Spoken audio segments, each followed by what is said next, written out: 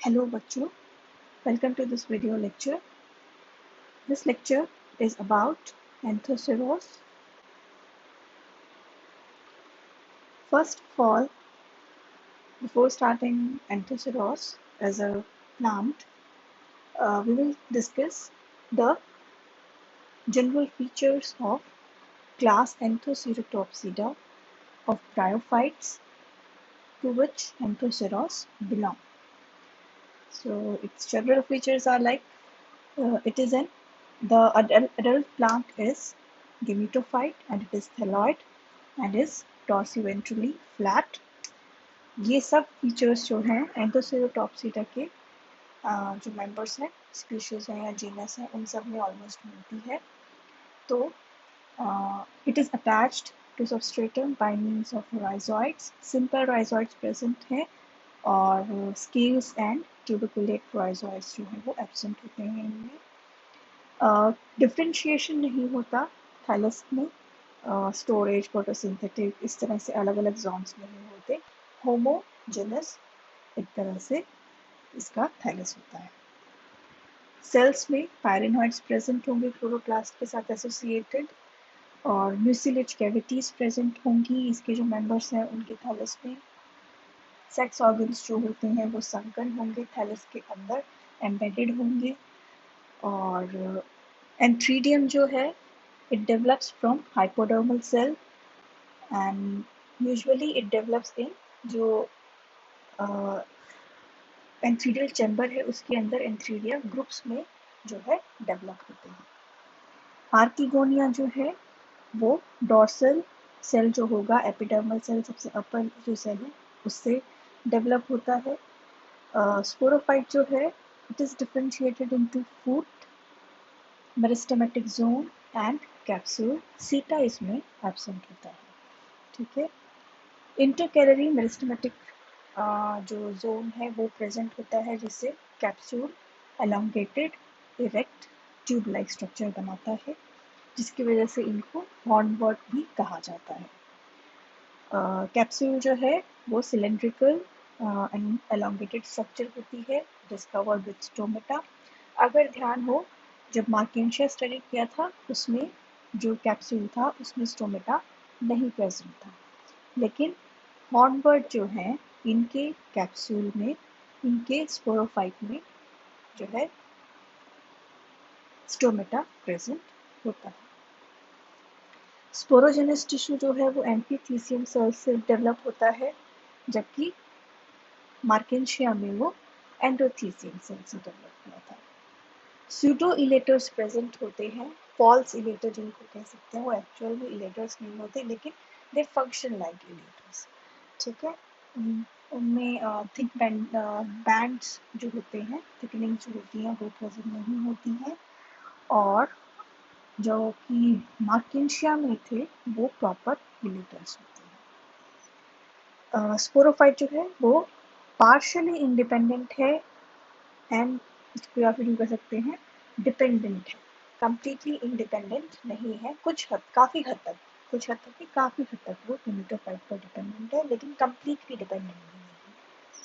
ठीक है. So these were some general features about class Anthoceratopsida. It can be divided into two एक तरह से दो और इसको पार्ट्स में डिवाइड किया जा सकता है. लियोस्पोरोसीरोटेल्स, एंथोसीरोटेल्स एंड नोटोथिलिडेल्स. ओके. ये जो क्लासिफिकेशन है ये एक रीसेंट क्लासिफिकेशन है. इट इज़ डिफरेंट फ्रॉम जो हमने इसकी प्रीवियस क्लासिफिकेशन की थी उसके बेसिस पर नहीं है, लेकिन ये इसमें मेजर ऑर्डर्स जो है वो यहाँ पर प्रेजेंट है. लियोस्पोरोसीरोटेल्स, एंथोसीरोटेल्स एंड नोटोथाइलिडेल्स. ठीक है. ये 3 ऑर्डर्स एंथोसेरोटॉप्सिडा में मिलते हैं. Now we will start Anthoceros, which belongs to order Anthocerotales. This is a plant of Anthoceros attached with rock substratum और जो ग्रीन ट्यूबुलर स्ट्रक्चर से ये स्पोरोफाइट है।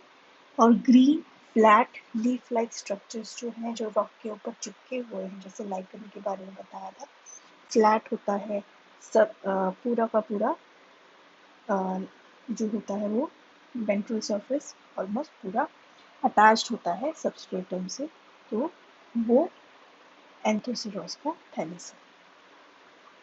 अब बात करते हैं एंथोसिरोस की classification. It belongs to division bryophyte, class Anthocerotopsida, order Anthocerotales, family Anthocerotaceae and genus Anthoceros. Commonly इनको हॉर्नबर्ड कहा जाता है। हैबिटेट और डिस्ट्रीब्यूशन की बात करें, ऑलमोस्ट 300 स्पीशीज प्रेजेंट हैं all over the world. Mainly tropical and temperate regions में मिलते हैं। मॉइस्ट, शेडी, क्लेई सॉइल या वेट रॉक्स जो हैं वहाँ पर ये अटैच्ड मिलेंगे। ब्रायोफाइट है, वाटर रिक्वायरमेंट है, तो मॉइस्ट एंड शेडी प्लेस होना ज़रूरी है, वहाँ पर वाटर कंटेंट एटमॉस्फेयर में होना ज़रूरी है। इंडिया में 5000 to 8000 फीट के एल्टीट्यूड पर ये मिलते हैं ज़्यादातर। Himachal, Uttarakhand and hilly regions of Punjab, Chennai and south में चेन्नई एंड ट्रेवनकोर, इन जगहों पर बहुत मिलते हैं। कुछ ईस्टर्न हिमालयाज में वहाँ पर भी ये मिलते हैं। जो स्पीशीज इंडिया में मिलती हैं एंथोसिरोस की, वो है एंथोसिरोस हिमालयेंसिस, एंथोसिरोस इरेक्टस, एंथोसिरोस चैम्बेनेंसिस, Anthoceros gemmulosus, Anthoceros crispulus, Anthoceros laevis, Anthoceros fusiformis. ये कुछ स्पीशीज हैं जो इंडिया में मिलती हैं। अब नीचे एक डायग्राम, ये जो 3 डायग्राम्स हैं, ये क्या दिखाते हैं कि एंथोसिरोस का थैलस किस तरह से डिफरेंट शेप्स का हो सकता है।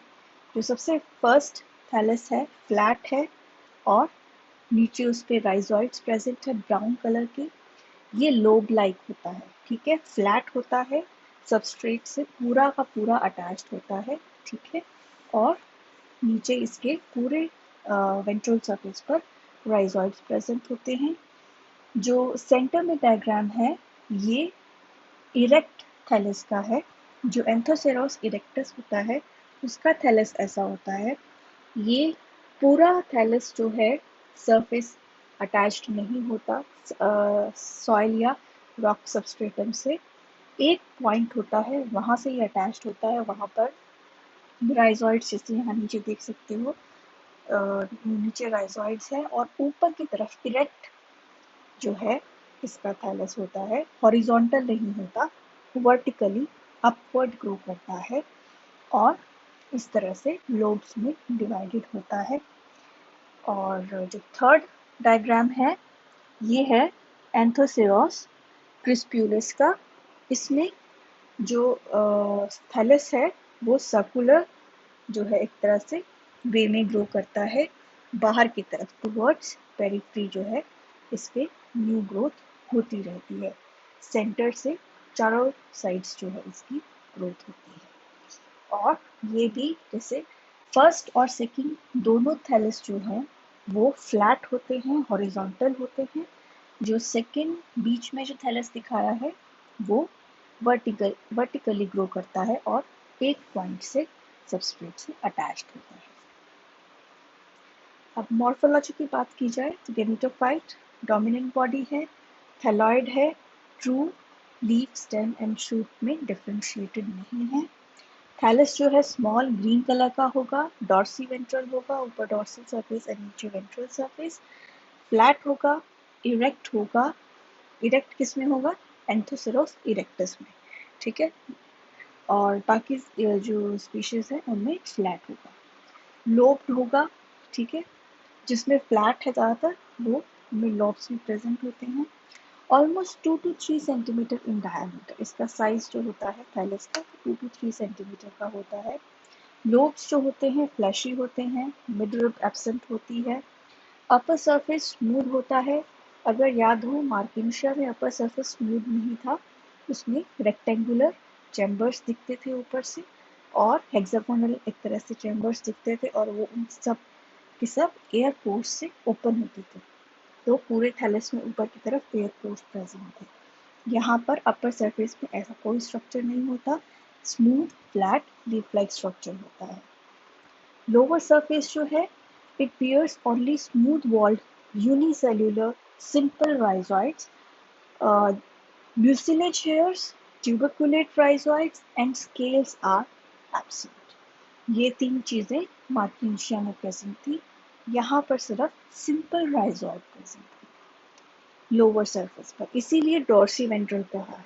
ठीक है, अपर जो सेल्स हैं वो सिंपल एपिडर्मल आउटर लेयर बना रहे हैं, लेकिन जो लोअर सेल्स है वहाँ पर राइजॉइड्स बनते हैं, इसलिए डॉर्सी वेंट्रल डिफरेंट है। डॉर्सल सरफेस है और एक वेंट्रल सरफेस। लोअर सरफेस जो है इसमें साथ साथ ब्लूइश ग्रीन थिक स्पॉट्स दिखते हैं। वो स्पॉट्स जो होते हैं नॉस्टॉक की कॉलोनीज होती हैं। नॉस्टॉक क्या है? ब्लू ग्रीन एल्गी है जो नाइट्रोजन फिक्सेशन करती है। तो इस वजह से एंथोसेरॉस जो है वो एक इम्पॉर्टेंट रोल प्ले करता है सॉइल को या रॉक जो है वहाँ पर नाइट्रोजन कंटेंट इंक्रीज करने के लिए। थैलस जो है स्पंजी होता है due to presence of mucilage ducts. बीच में म्यूसिलेज डक्ट से कैविटीज जो है ये कह सकते हैं वो प्रेजेंट होती हैं, और इन कैविटीज के अंदर जो है वो नॉस्टॉक कॉलोनीज प्रेजेंट होती हैं। फ्रूटिंग बॉडी जो होती है या स्पोरोफाइट जिसको कह सकते हैं, इट अपीयर्स इन सितंबर या अक्टूबर। स्पोरोफाइट जो है वो डिपेंडेंट होता है गेमेटोफाइट के ऊपर and it arise in cluster and erect giving horn like appearance, जिसकी वजह से इसको हॉर्नबर्ड कहा जाता है। ये यहाँ पर कुछ थैलस हैं, डिफरेंट शेप्स हैं एंथोसेरॉस की। ए जो है वो है एंथोसेरॉस सिंपल जो यूजुअली हमको मिलता है वो वाला थैलस है ये, जनरल जो मिलता है हमको थैलस। और उसके बाद आता है बी। बी जो है वो लेविस है, एंथोसेरॉस लेविस उसकी शेप है। फिर है सी, नीचे देखो सी है, सर्कुलर सा स्ट्रक्चर है, ये क्रिस्पुलस है, एंथोसेरॉस क्रिस्पुलस स्पीशीज है। फिर डी से ई, डी देखो नीचे, नीचे सिर्फ एक पॉइंट पे राइजॉइड प्रेजेंट है, बाकी पूरा स्ट्रक्चर ऊपर की तरफ वर्टिकली ग्रो करता है।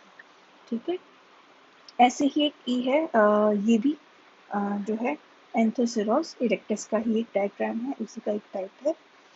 और बाकी एफ है फ्यूजिफॉर्मस, एंथोसेरॉस फ्यूजिफॉर्मस। ठीक है, इसमें जो स्पोरोफाइट है वो क्लस्टर में निकल रहे हैं, ग्रुप्स में निकल रहे हैं। ओरो में सिंगली ज़्यादा निकलते हैं, डेवलप होते हैं। एफ में जो स्पोरोफाइट है वो नीचे से देखो बेस पे से एक जगह से काफ़ी सारे स्पोरोफाइट्स निकल रहे हैं। अब बात आती है एनाटॉमी की। देखो था इसके एक्सटर्नल फीचर्स, अब आते हैं इंटरनल फीचर्स की। थैलस जो है मल्टी लेयर्ड होगा। मिडिल सेंटर में जो मिडिल पोर्शन है वहाँ पर काफ़ी सारे सेल्स की लेयर है, और मार्जिन जो है एंड जो है वहाँ पर सिर्फ सिंगल लेयर, सेंटर में जो मिडल रीजन है वहाँ से थिक होता हुआ, जैसे जैसे हम बाहर की तरफ जाएंगे थैलस के सेंटर से थैलस के बाहर की तरफ मूव करेंगे तो वो थिन होता जाएगा, और लास्ट में मार्जिन्स में सिंगल लेयर्ड सेल्स की जो है इतना थिन होगा। Distinct epidermal layer is absent.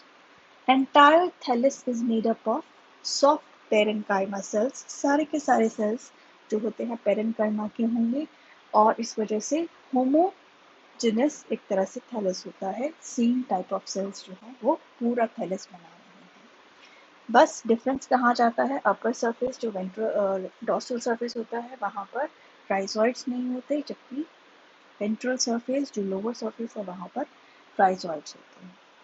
So upper layer is regular and made up of small cells with large sized single chloroplast. Air chambers या pores जो है वो absent होते हैं, जो कि Markensia में थे. Middle region, it bears mucilage cavities which open at ventral surface. Thallus के बीच में मिडल रीजन में खासकर म्यूसिलेज कैविटीज प्रेजेंट होती हैं। अब वो म्यूसिलेज कैविटीज ओपन कहाँ होती है? लोअर सरफेस पर, वेंट्रल जो सरफेस है वहाँ से ओपन होती हैं। और जब जिस पॉइंट पर वो ओपन होती है, जिस पोर से वो ओपन होती है, वो स्लाइम पोर कहलाता है। And those slime pores are guarded by bean shaped guard cells. जैसे स्टोमेटा में गार्ड सेल होते हैं, ऐसे ही यहाँ पर भी थिन वॉल्ड गार्ड सेल्स हैं, बस वो स्टोमेटा नहीं है, वो स्लाइम पोर को गार्ड करने वाले सेल्स हैं। म्यूसिलेज कैविटीज जो हैं उनमें ब्लू ग्रीन एल्गी नॉस्टॉक जो है वो प्रेजेंट होती है, इसकी वजह से वो नाइट्रोजन फिक्सेशन कर सकते हैं। सिम्बायोसिस जो है यहाँ पर वो प्रेजेंट है।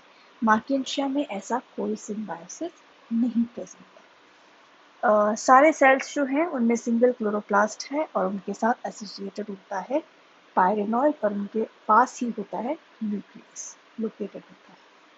ठीक है, so this was about the anatomy. यहाँ डायग्राम देख सकते हो। This is a section TS of thallus.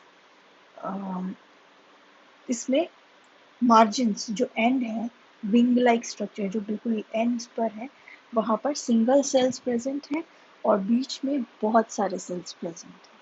ठीक है, बीच वाला पोर्शन, मिडिल पोर्शन काफ़ी थिक है, उसमें बहुत सारे सेल्स हैं। एंड जो है वो इसके काफ़ी थिन है, एक एक सेल ऑलमोस्ट प्रेजेंट होगा एंड्स पे। यहाँ ये था इसका मतलब जो एनाटॉमी में पॉइंट था।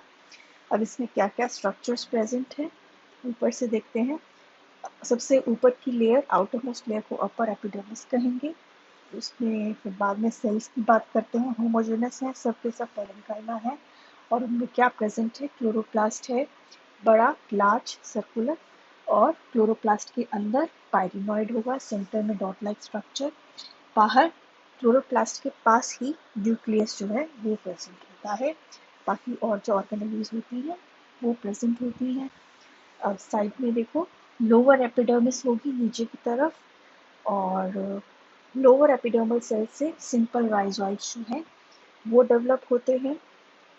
मिडिल रीजन में म्यूसिलेज कैविटीज जो हैं वो बनती हैं। म्यूसिलेज कैविटीज बनती है साइजोजेनस एक्टिविटी से।